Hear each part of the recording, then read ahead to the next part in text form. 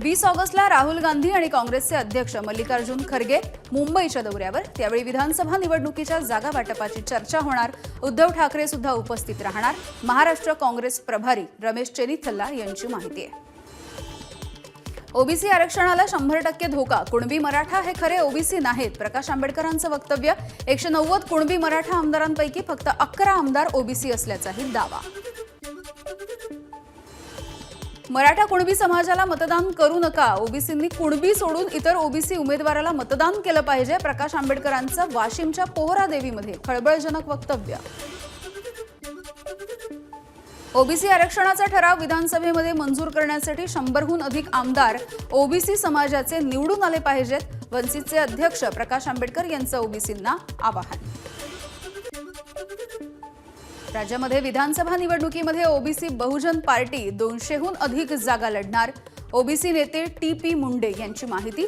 बीड जिल्ह्यातील 6ही विधानसभा लढवणार. मुंडेंची प्रतिक्रिया.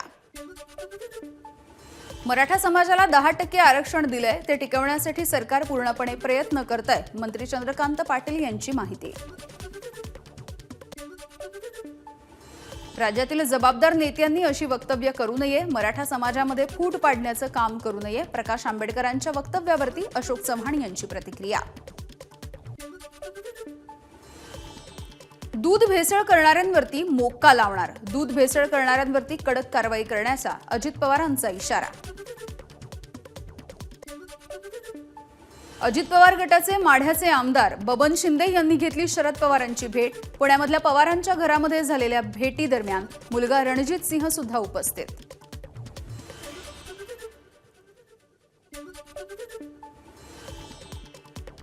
कुणीही घर वापसी करणार नाही. वैयक्तिक कामासाठी लोक भेट घेत असतात. बबन शिंदे आणि शरद पवारांच्या भेटीवरती भुजबळांचं वक्तव्य. राज्य सरकार लवकरच नवीन सांस्कृतिक धोरण आणणार. कलावंतांची पेन्शन 5,000 रुपये करणार. सांस्कृतिक मंत्री सुधीर मुनगंटीवार यांची माहिती. युनेस्कोच्या जागतिक वारसा यादीमध्ये राज्यातील 12 गडकिल्ल्यांचा समावेश होणार. सुधीर मुनगंटीवारांची माहिती. श्रावणात एसटी संगे तीर्थाटन हा उपक्रम उद्यापासून सुरू होणार. या माध्यमातून ज्येष्ठ नागरिक आणि महिलांना मोफत तीर्थाटनाचा आनंद घेता येणार. श्रावण महिन्याच्या निमित्ताने तीर्थक्षेत्री जाण्यासाठी एसटी महामंडळाचा अभिनव असा उपक्रम.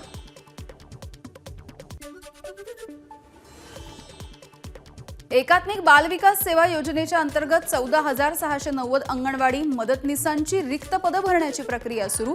महिला व बाल विकास विभागाने दिलेल्या निर्देशानुसार ही रिक्त पदं भरली जाणार. मुंबई विद्यापीठाची 2 वर्षांपासून रखडलेली पदवीधर सिनेट निवडणूक 22 सप्टेंबरला होणार. 10 जागांसाठी निवडणूक. 6 ऑगस्टपासून उमेदवारी अर्ज भरण्याच्या प्रक्रियेला सुरुवात. मुंबईतून लाडकी बहीण योजनेसाठी 6 लाख अर्ज दाखल. प्रति तास 40 अर्जांची छाननी करण्याचे आदेश. महानगरपालिकेची यंत्रणा युद्ध पातळीवर कामाला. मुख्यमंत्र्यांवरील चरित्र ग्रंथाचं बुधवारी प्रकाशन. राज्यपाल सी.पी. राधाकृष्णन यांच्या हस्ते ठाण्यामधल्या गडकरी रंगायतनमध्ये प्रकाशनाचा सोहळा.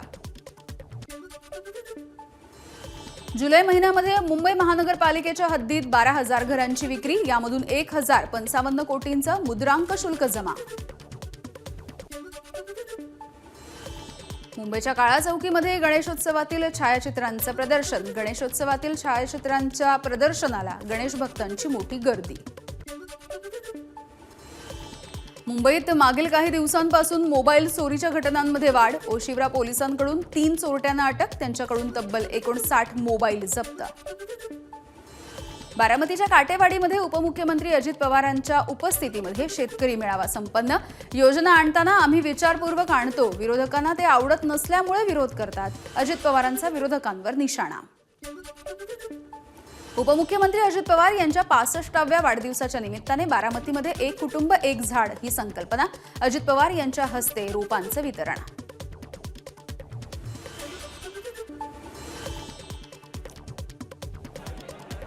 धुळ्यामध्ये रक्षा खडसेंच्या उपस्थितीमध्ये होणाऱ्या भाजपच्या अधिवेशनापूर्वी स्थानिक पदाधिकाऱ्यांमध्ये राडा.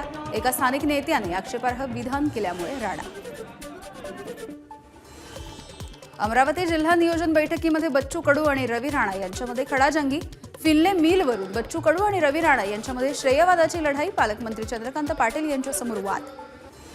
यवतमाळच्या राळेगाव तालुक्यातील करंजीमध्ये पुराच्या पाण्यामधून मुलांना कडेवरती घेऊन पालकांचा जीवघेणा प्रवास.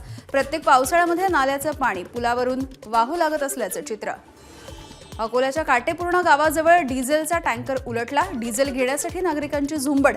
पोलिसांनी धाव घेऊन लोकांना हटवलं. अकोला अमरावती महामार्गावरची घटना.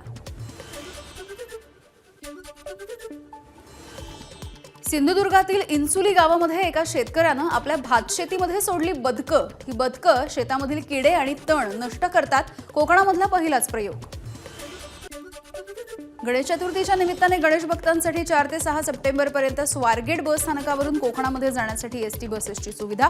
चिपळूण, दापोली, गुहागर, खेड, रत्नागिरी या मार्गावरती बस धावणार.